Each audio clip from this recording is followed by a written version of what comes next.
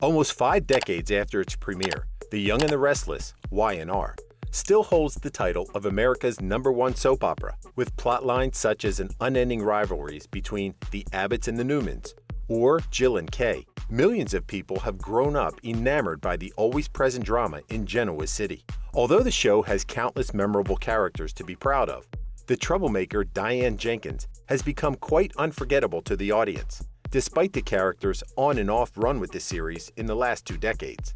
So what happened to Diane from The Young and the Restless? Why is her character absent from the show? And when will she appear in it again? Keep with us to know all about one of America's top soap opera villainesses. If you've been following The Young and the Restless for enough time, you surely remember the troublesome Diane Jenkins, once girlfriend of Jack Abbott and mother of his son Kyle. While viewers were already used to not seeing Diane in the show anymore, she's surprisingly back in 2022, much to the dismay of her rivals in Genoa City. Her comeback was understandably a big shock, considering that the last time we saw her, she was supposedly dead. But upon her return, she not only admitted to having faked her demise, but also to be the mysterious sender of the text messages Jack had recently been receiving.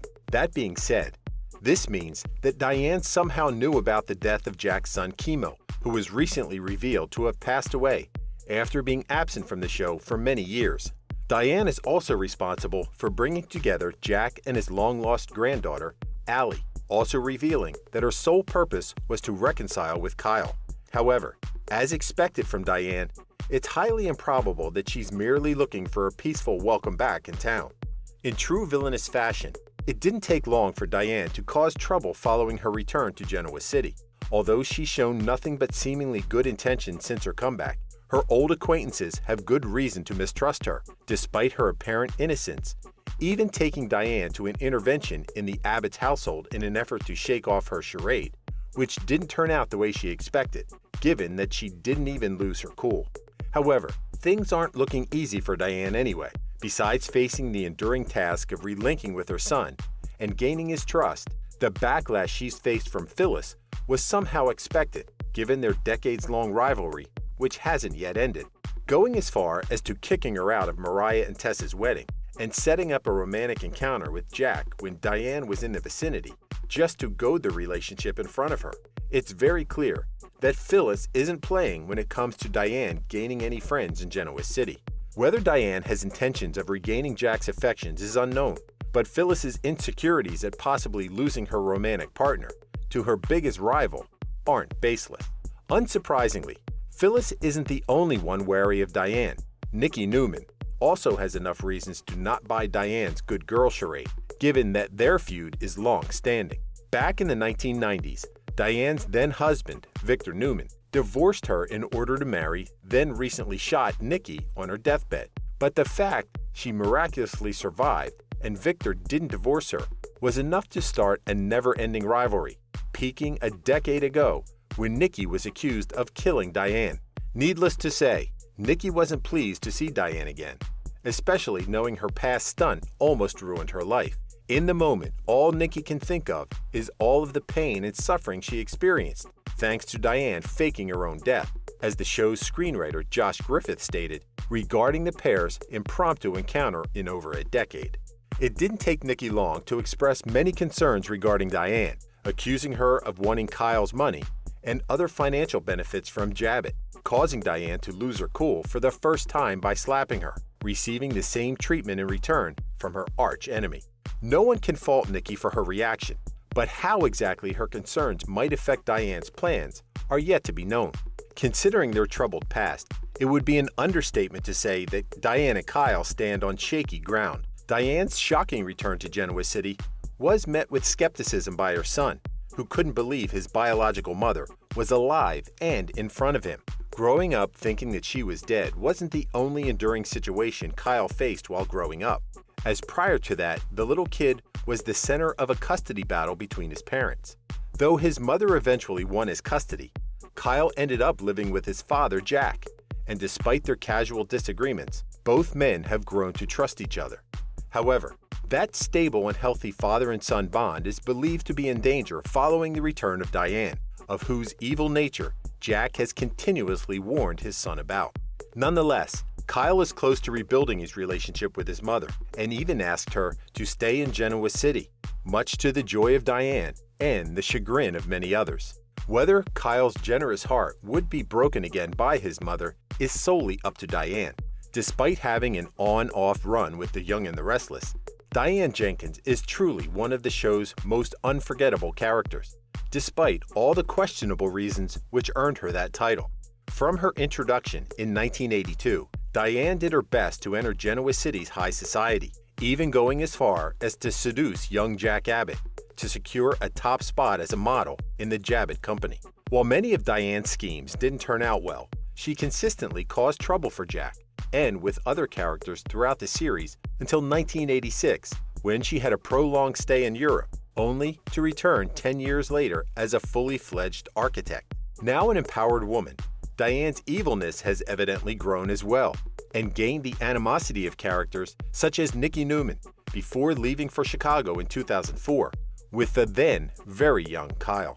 Later in 2010, Diane made her most controversial appearance in The Young and the Restless, when she returned to Genoa City with many plans in mind, starting with seducing Jack and Tucker McCall, marrying Victor Newman, blackmailing several people, and last but certainly not least, faking her own death. All in all, Diane's evilness might not be everyone's cup of tea, but she's undoubtedly a villainess worth remembering. Diane's romantic involvement with Jack Abbott is one important plot point in her character's story, but she's definitely had her fair share of love stories besides him. During her first appearances, starting in 1986, Diane's prolonged affair with him took a dark turn when his wife, Patty Williams, miscarried upon discovering the infidelity and eventually shot Jack in revenge. While all that took place, Diane fell in love with Andy Richards, but their initially blissful marriage ended as a result of her cheating with Jack, who ended up breaking her heart even after she divorced Andy, who later also rejected her for another woman. Disappearing for 10 years wasn't enough for Diane to leave her old habits behind, so in 1996, she returned to Genoa City and promptly started a serious relationship with Jack once again. Unluckily, their engagement was cut short by Victor Newman's schemes, though he also ended up leaving Diane to marry Nikki. In the following years, Diane was linked to several partners, including her former husband Andy, Tucker McCall, Nicholas Newman, and Victor. That being said, her prolonged and unstable romantic involvement with Jack continues to define her every return to this series. The way Kyle was conceived isn't the most conventional one, even for someone as drama-prone as Diane. It all goes back to the late 1990s, when Victor Newman divorced Diane in a rush to marry his ex, Nikki, who was on her deathbed, despite hoping to go back with Victor once Nikki died. When the woman survived and the pair stayed together, Diane's revengeful instincts awakened. She schemed to steal Victor's frozen sperm, but was discovered by Nikki, who unknowingly exchanged the sample for Jack's. Thinking her artificial insemination had gone smoothly, Diane ultimately gave birth to Christian Victor, telling her ex-husband it was his son. However, a later DNA test proved Victor wasn't the father, leaving a defeated Diane with no option other than to leave town. Upon discovering Diane's son was Jack's, Nikki kept the secret for a while, but her archenemy discovered the truth anyway, after returning to Genoa City with her now renamed child, Kyle. Eventually, Jack gained custody of Kyle, but returned it to Diane, who retained it until her fake death took place, effectively disappearing anyway. Diane's fake death scheme is probably the most mischievous and evil move coming from her. It all goes back to 2010, when upon her return to Genoa City with a young Kyle, Diane faced many issues such as not getting a job at Restless Style magazine due to Phyllis's interference, and her tumultuous, short-lived relationship with Nicholas Newman. Though Diane briefly found peace by reuniting with Victor, he eventually annulled their marriage and abandoned her for Nikki. Seething with rage at being outplayed by Victor for the second time, Diane quickly planned to put another pregnancy stunt on him for money, though her plans were ruined by Victor himself. Seeing her options reduced, Diane failed to seduce Jack and resorted to sending Kyle to Europe under a false name, while she tried to extort money from Victor and Ashley, but once again, failing to achieve her goals. By teaming up with Nikki's then-husband, Deacon Sharp, Diane stole a corpse and passed it off as herself, successfully escaping Genoa City while authorities hunted for her supposed killer, pointing fingers at Nikki, but ultimately blaming Deacon.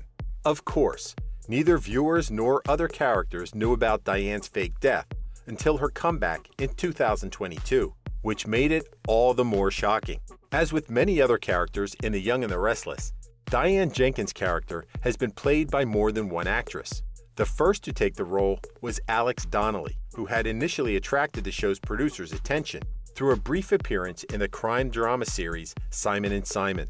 Although she was initially cast to play Diane as a short-lived character, her performance and the character's evil and interesting nature were enough to gain Alex a long-lasting spot in the series. Alex's appearance in the show extended from 1986 to 2001, when the character was suddenly taken off screen, which awakened rumors of a strong disagreement between writer Kay Alden and producer Edward Scott regarding the direction of Diane's role. The character was eventually recast, with actress Susan Walters in the role from 2001 to 2004, returning in 2010 for a short while before being replaced with Maura West, who played it for less than a year before the infamous fake assassination plotline took place. Diane's character, while Maura played the role, was heavily criticized, something that the actress herself admitted displeased her too. It was very clear to me, even by week 2, that this was not a character anyone was particularly invested in, she said in an interview with Michael Fairman. While very few fans expected Diane's character to be brought back from the dead, it was almost just as surprising to know that Susan Walters would be the one to take over the role. Although she admitted during her past run with the show that her future playing Diane wasn't secured, her 2022's return in The Young and the Restless saw Susan quite excited at retaking the role, despite all the character's plot issues. I said, "Sounds good." He said, "You do know that she's dead." I said, "Yeah, wasn't me who died?" She admitted to TV Insider, recalling the phone call she received from the show's executive producer, Tony Marina. All in all, it's unknown how long Diane's latest reprise will last, but it's inevitable that her character will become involved with drama, if not actually creating it herself. Either way, whatever Diane Jenkins does, it'll surely cement her status as one of the most memorable characters to appear in the beloved The Young and the Restless series, now stretching over almost 50 years. Thank you for spending some time with us. Make sure to like and subscribe so you never miss another video. We also handpick these videos which we recommend you watch next.